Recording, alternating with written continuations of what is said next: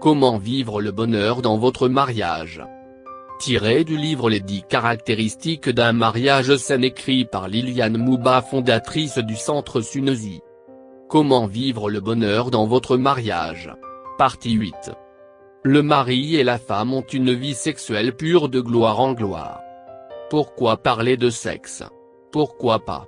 Pourquoi en faire un tabou au milieu d'une génération qui s'enfonce dans la pornographie, la masturbation, la polygamie? 4. Les deuxièmes bureaux, les maîtresses, l'adultère, la fornication, les relations sexuelles contre nature, la prostitution et la pédophilie. La femme est dénudée, chosifiée, même pour vendre des ordinateurs, des voitures, pendant que l'industrie du sexe amasse des milliards de dollars.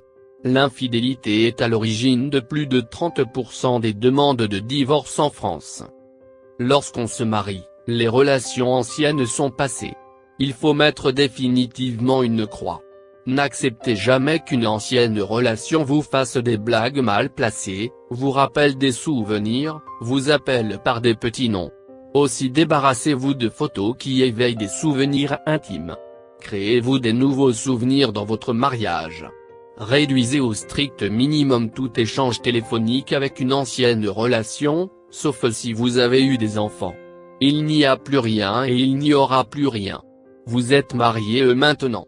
Demandez l'aide de Dieu pour vous débarrasser complètement de toute émotion rattachée à une relation passée. Surtout s'il y a eu des abus. Jouissez pleinement du droit de sexualité acquis légalement devant Dieu par le mariage. Jean, je suis libre. Le sexe dans la volonté de Dieu est un acte d'adoration. Liliane, rien que mon mari, c'est notre jardin secret. Maintenant veuillez répondre à cette question en choisissant parmi les deux options A ou B. Décidez-vous d'être fidèle pour la vie? A, oui, car la fidélité est cruciale pour notre couple. B, non, car je prévois tromper l'autre et détruire mon couple.